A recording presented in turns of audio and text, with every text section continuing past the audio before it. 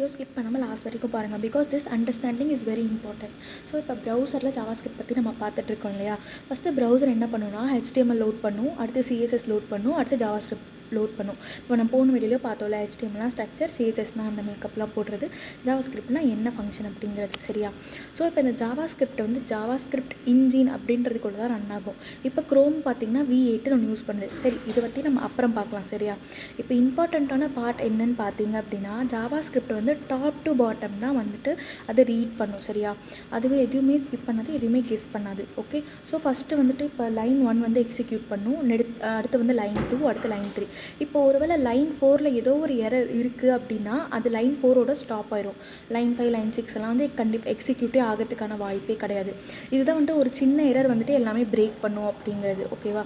இப்போ குக்கிங் பண்ணுறோம்ல நம்ம, அது ஒரு பெஸ்ட் எக்ஸாம்பிள்.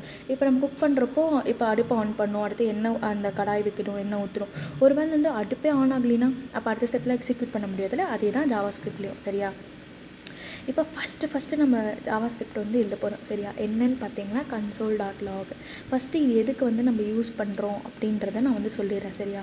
இப்போ ஜாவாஸ்கிரிப்ட் என்ன யோசிக்குது அப்படின்னு நம்ம தெரிஞ்சுக்கிறதுக்கு, அடுத்து என்னென்ன வேல்யூஸ்ன்னு தெரிஞ்சுக்கிறதுக்கு, அதுக்கெலாம் வந்துட்டு இந்த ஜாவாஸ்கிரிப்ட் நம்மளுக்கு ரொம்ப யூஸ் ஆகுது. ஃபார் எக்ஸாம்பிளுக்கு இப்போ 2 + 4 அப்படின்னு நம்ம இது பண்ணுறோன்னா அந்த அவுட்புட் நம்மளுக்கு தெரியணும்ல.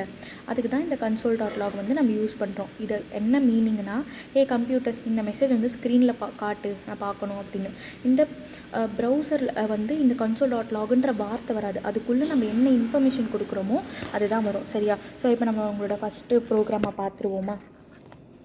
இப்போ பார்த்தீங்கன்னா இந்த console.log, அதுக்கப்புறம் ஒரு ஓப்பன் ப்ராக்கெட், அடுத்து டபுள் காலனுக்குள்ளே ஹெலோ அப்படின்னு கொடுத்துருக்கோம்ல, வரும் அப்படின்னு பார்த்தீங்கன்னா ஹெலோ அப்படின்னு வரும். சரி. இப்போ உங்களுக்கு இந்த கான்செப்ட் வந்து புரிஞ்சிருக்கும் அப்படின்னு நான் வந்து நம்புகிறேன். சரியா. இப்போ ஒரு வேளை எரர் ஆயிடுச்சு அப்படின்னா என்ன நடக்கும். சரியா.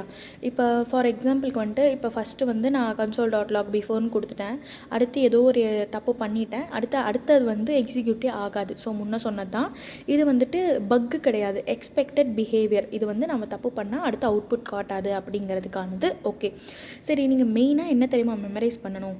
மெயின் கான்செப்ட்டு ஜாவாஸ்கிரிப்ட் வந்துட்டு டாப்லேருந்து பாட்டமுக்கு தான் ரன் ஆகும். சரியா. அண்டு எந்த எரர் ஃபஸ்ட்டு வந்தாலுமே அது வந்து ஸ்டாப் ஆயிரும். This is something that you have to engrave in your mind. Okay. So உங்களுக்கு நான் வந்து சிம்பிளான ஒரு ப்ராக்டிஸ் வந்து கொடுக்க போகிறேன். சரியா.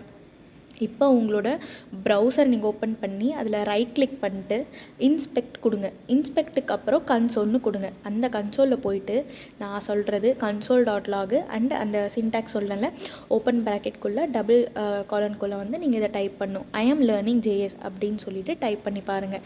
அப்புறம் வந்துட்டு நீங்கள் நம்பர்ஸும் ட்ரை பண்ணலாம். 5 + 5, அதாவது நீங்கள் நம்பர் கொடுக்குறப்ப அந்த டபுள் காலன் கொடுக்க தேவையில்லை. நீங்கள் லெட்டர்ஸாக கொடுக்குறதுக்கு பேர் வந்து ஸ்ட்ரிங். அதை வந்து நம்ம அடுத்த இதில் பார்க்கலாம். சரியா. இப்போ இது நீங்கள் வந்து ட்ரை பண்ணி பார்த்துட்டு எனக்கு கமெண்ட் பண்ணுங்கள், லைக் ஒர்க் ஆச்சா இல்லையா அப்படின்னு சொல்லிட்டு. ஸோ நெக்ஸ்ட்டு நம்ம என்ன பற்றி பார்க்க போகிறோம்னா, வேரியபிள்ஸ் அண்ட் மெமரி பற்றி பார்க்க போகிறோம். சரியா. எப்படி வந்து ஜாவாஸ்கிரிப்டெல்லாம் ஞாபகம் வச்சுக்குது அப்படின்றத பற்றி நம்ம பார்க்க போகிறோம். ஸோ இங்கே தான் ஆக்சுவலாக கோடிங்கே ஸ்டார்ட் ஆகுது. ஸோ மறக்காமல் டியூண்டாக இருங்க, சப்ஸ்கிரைப் பண்ணிடுங்க, எதனாலும் கமெண்ட் பண்ணுங்கள். Bye by.